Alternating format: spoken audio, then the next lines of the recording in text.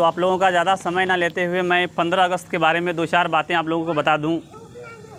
सबसे पहले आदरणीय अभिभावकगण और गांव से पधारे तमाम साथियों और मेरे प्यारे बच्चों, जैसा कि आप सभी को मालूम है कि आज 15 अगस्त है और सबसे पहले मैं आप सबको 15 अगस्त की ढेर सारे शुभकामनाएं देता हूं। आज ही का दिन हमारा देश स्वतंत्र हुआ था, यानी 15 अगस्त 1947 को हमारा देश आज़ाद हुआ।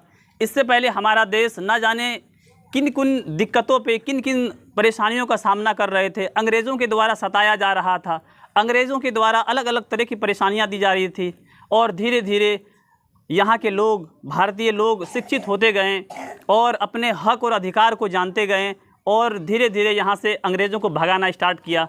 इसमें अगर बात किया जाए तो हर एक वर्ग का साथ रहा है, चाहे वो हिंदू हो, चाहे वो मुसलमान हो, चाहे वो दलित हो, चाहे वो किसी भी समाज का हो, चाहे वो ब्राह्मण हो या कोई भी समाज का हो, वो चाहे काला हो या गोरा हो या कोई भी हो, हर जाति हर नस्ल का लोग मिल के साथ दिए हैं, तब जाके हमारा देश मुल्क आज़ाद हुआ है।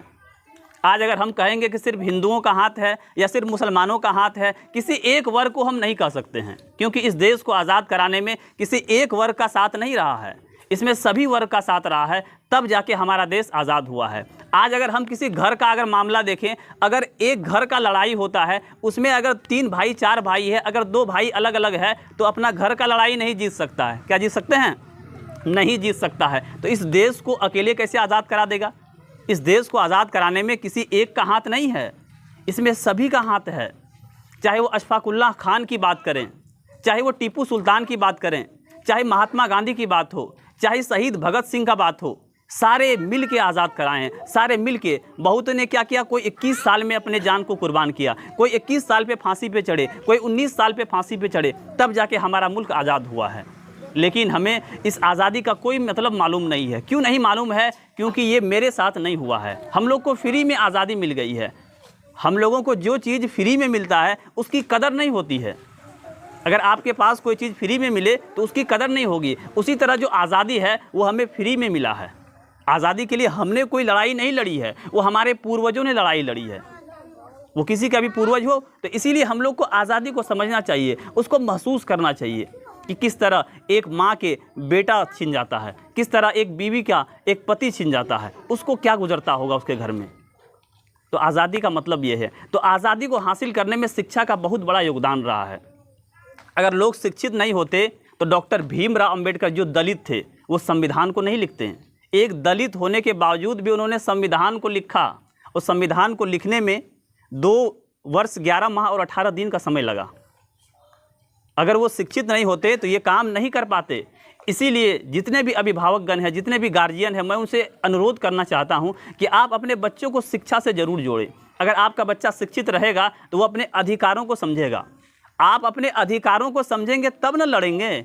अगर आपको अपने अधिकार के बारे में पता ही नहीं है कि मेरा अधिकार क्या है, मौलिक कर्तव्य क्या है, झंडे को सम्मान कैसे करना चाहिए, किसी के साथ बात करना कैसे चाहिए, ये अगर आपको मालूम ही नहीं है तो आप अपना लड़ाई कैसे लड़ेंगे?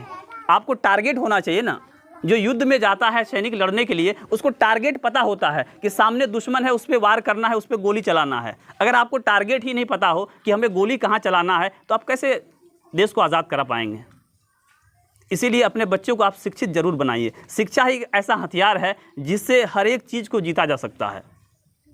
अगर इस देश को लोग शिक्षित नहीं होते तो पता नहीं हमारा देश आज़ाद होता या नहीं होता। इसीलिए शिक्षा को अपना हथियार बनाइए और शिक्षा से ही आज़ादी हासिल हुई है। अगर शिक्षित नहीं होते तो आज़ाद नहीं हो पाते। आप अपने बच्चे को कहीं भी पढ़ाइए, लेकिन पढ़ाइए ज़रूर। आप अपने बच्चे को हर तरह का तालीम दीजिए, हर तरह का पढ़ाई एजुकेशन आप उसको दीजिए, चाहे वो उर्दू का है, चाहे हिंदी का हो, आप किसी भी मज़हब का हो, हर एक तरह का उसको नॉलेज आप दीजिए, ताकि वो अपने अधिकार को समझ पाएँ, ताकि वो अपने कर्तव्यों को समझ पाएँ। कहते हैं कि ना हिंदू की नहीं, ये मुसलमान की नहीं है। इस मुल्क के बारे में बात हो रहा है कि हिंदू की नहीं, ये मुसलमान की नहीं है, हिंद जिसका नाम, ये शहीदों की ज़मीं है। बहुत सारे शहीद हुए हैं, तब जाके ये हमारा देश आज़ाद हुआ है। कितनों की फांसियां लग गई थी, कितने हर एक पेड़ पे लोग लटके हुए थे, तब जाके हमारा मुल्क आज़ाद हुआ है। मैं आप लोगों का ज़्यादा समय न लेते हुए मैं अपने वाणी को विराम देता हूँ। जय हिंद, जय भारत।